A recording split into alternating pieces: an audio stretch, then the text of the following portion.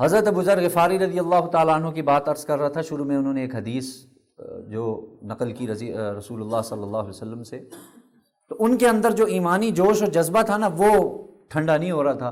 گئے بیت اللہ میں، فوراً مطاف میں ہی کھڑے ہو کے اشہد ان لا الہ الا اللہ و اشہد ان محمدًا عبدہ و رسولہ، یہ اونچی اونچی آواز سے پڑھنے لگ گئے. اب ارد گرد کے ظاہر ہے اور کافروں کو کیا چاہیے تھا، مشرکین جو تھے انہیں اور کیا چاہیے، بھاگتے ہوئے آئے اور پکڑ کے مارنا شروع کر دیا، ٹھیک ٹھاک پٹائی کی، مار رہے اتنے میں حضرت عباس رضی اللہ عنہ کو پتہ چلا. انہوں نے آ کے چھڑایا، انہوں نے کہا اللہ کے بندے کیا کر رہے ہو تمہیں پتہ ہے یہ کس قبیلے سے اس کا تعلق ہے؟ یہ جس علاقے کا ہے اسی علاقے سے ہم لوگ گزرتے ہیں، ہمارے تجارتی قافلے، جس دن اس نے اپنے علاقے میں جا کے کہہ دیا آپ کو وہاں سے کوئی گزرنے نہیں دے گا. بہرحال جان بچا ہو گئی.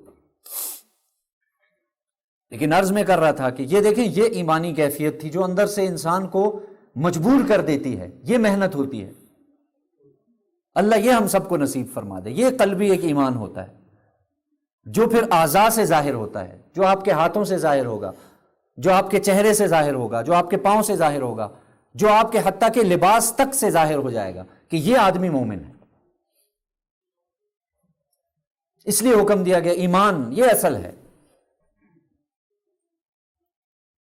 ہم تو اب دیکھ لیں کہ ہم کس یعنی درجہ بندی میں دیکھ لے آدمی کہ ہم کس لیول پہ کھڑے ہیں، ہمارے ایمان کی کیفیت کیا ہے، کس جگہ پہ ہم کھڑے ہیں، کہ آیا میرے اندر یہ کیفیت ہے کہ میرا اندر کا ایمان مجھے یہ اندر سے بول رہا ہے کہ بھئی نہیں، اس ہاتھ کو غلط استعمال نہیں کرنا، یہ آنکھ دی اللہ نے یہ غلط استعمال نہیں کرنا، یہ پاؤں دیے یہ غلط استعمال نہیں کرنا. ہے تو بہت اچھی بات ہے، اس شخص کا ایمان بڑھ رہا ہے. نہیں ہے تو پھر اپنے آپ کو اس درجے میں لائیں کہ بھئی ہمارے اندر کا ایمان بولے، نکلے باہر. یہ چیز ایسی ہے نا، یہ اندر نہیں رہ سکتی.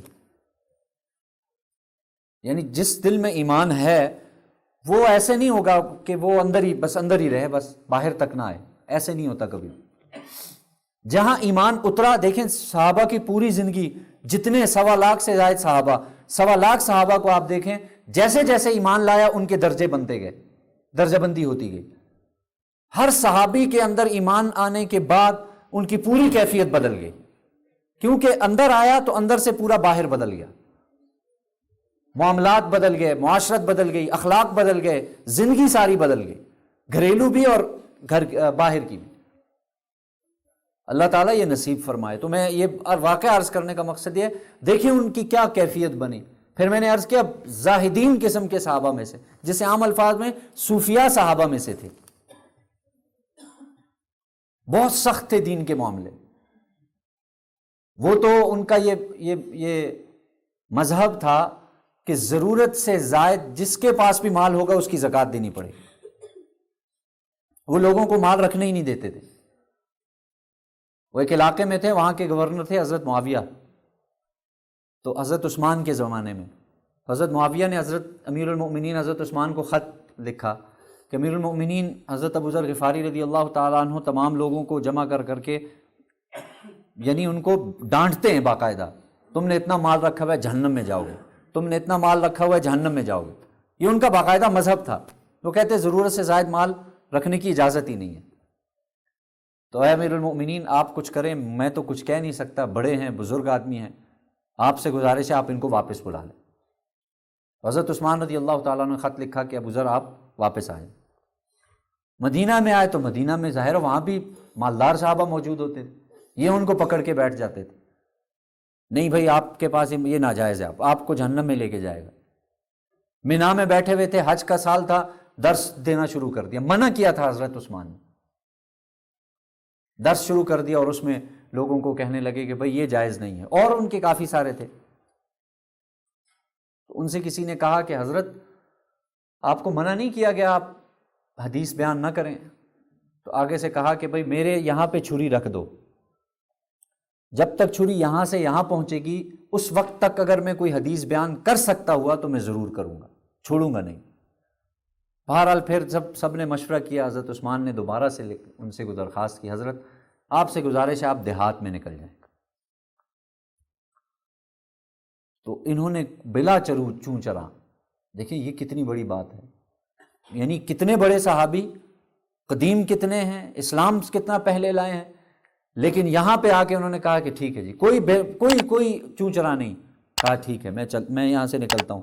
تو قریب ہی ربضہ ایک گاؤں ہے مدینہ کے قریب ہی، 20-25 کلومیٹر ہوگا، اتنا دور نہیں، قریب، ادھر بھیج دیا کہ آپ یہاں منتقل ہوئے۔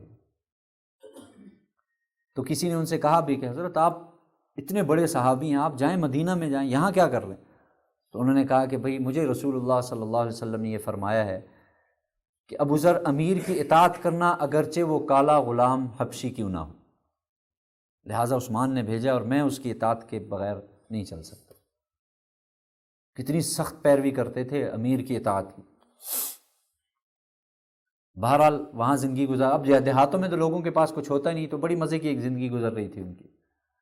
اور اس وقت نبی صلی اللہ علیہ وسلم نے اپنی موجودگی میں حضرت ابو ذر سے ایک جملہ کہا تھا کہ ابو ذر تمہارا اس وقت کیا حال ہوگا جب تم ایک دیہات میں پڑے ہو۔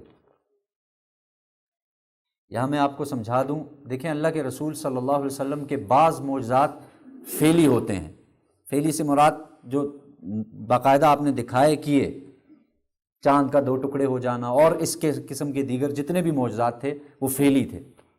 بعض معجزات نبی صلی اللہ علیہ وسلم کے قولی ہیں، آپ نے زبان سے ارشاد فرمائے، جو پیشن گوئیاں آپ نے فرمائیں پرفتن دور کی، اور اس کے علاوہ دیگر جس صحابی کے بارے میں جب خندق کھودی جا رہی تھی تو آپ علیہ الصلوۃ والسلام خوشخبری دے رہے تھے، یہ قولی معجزات تھے کہ روم اور فارس ہمارے قدموں میں آئے گا، آزاد ہم لوگ جو ہے نا ان پر قبضہ کریں گے، یہ قولی معجزات تھے۔ تو حضرت ابو ذر فرماتے ہیں اللہ کے رسول نے میرے اوپر یہ معجزہ بھی فرمایا کہ ابو ذر تمہارا کیا حال ہوگا جس وقت تم دیہات میں رہو گے۔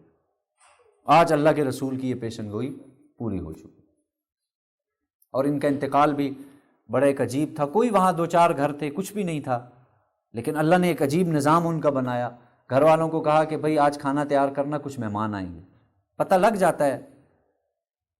اور یہ ذہن میں رکھیں، اللہ تعالیٰ کے بعض بندوں کو، خصوصاً نیک بندوں کو، یہ اشارہ مل جاتا ہے کہ اب ان کے دن تھوڑے ہیں، اب یہ اس دنیا سے۔ آپ نے دیکھا ہوگا کہ بہت سے لوگ اپنے معاملات ایسے صاف کرتے ہیں، سارے ہمیں نہیں سمجھ آ رہی ہوتی، اللہ کی طرف سے غیبی نظام چل رہا ہوتا ہے کہ وہ سب کچھ کلیئر کرتے ہیں، اور بس ایک دن آتا ہے مر گئے، ٹھیک ٹھاک تھے۔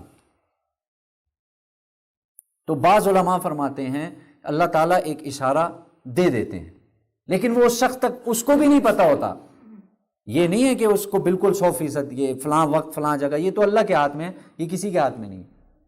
اللہ کے قرآن میں اللہ تعالیٰ نے فرما دیا کہ بھئی کون کب مرے گا یہ اللہ بہتر جانتے، لیکن ایک اشارہ کہ بھئی میرا وقت قریب ہے، وہ تو ہر شخص کا ہی قریب، وہ تو ظاہر ہے اب ہم ہیں تو ہمارا وقت بھی بہت قریب ہے، لیکن ایک ہلکا سا ایک اللہ کی طرف سے ہو گیا تو اس دوران بھی یہ نہیں پتا فلاں دن فلاں جگہ میں مر جاؤں گا، نہیں، بس ایک اندرونی طور پر انسان میں ایک کیفیت جاگ جاتی ہے کہ بھئی اب بس ختم۔ لیکن میں نے کہا ہر ایک کے ساتھ نہیں ہوگا، یہ اللہ کے کچھ بندے ہیں مخصوص، کچھ اعمال ہیں، کچھ نیک بندے ہیں، تو پھر آپ وہ معاملہ تھا، تو ان کو ایک اشارہ مل چکا تھا، کہا مہمان آئیں گے، کھانا تیار کرنا۔ وہاں گھر والوں کو نہیں پتہ تھا، تھوڑی دیر بعد ان کا انتقال ہو گیا۔ دوسری طرف سے ایک لشکر آ رہا تھا باقاعدہ طور پر، اس لشکر میں غالباً حضرت عبداللہ ابن عمر تھے، عبداللہ ابن عباس تھے، اس قسم کے بڑے بڑے صحابی موجود تھے۔ تو اہلیہ باہر آئیں، انہوں نے کہا ابو ذر کا انتقال ہو گیا، آپ لوگ آئیں جنازے کفن دفن کا کریں۔ دیکھیں اللہ نے عجیب ایک انتظام کیا ہے، وہ آئے، ایک غسل دیا، کفن دیا، جنازہ ہوا، وہیں دفنایا گیا۔ جو لوگ جاتے ہیں اللہ ہم سب میں سے ہر ایک کو لے کے جائے، ضرور جائیں، اور وہاں الگ سے پھر ایک وقت نکالیں اس مقام پہ جانے کے لیے، ان کی قبر پہ جانے کے لیے۔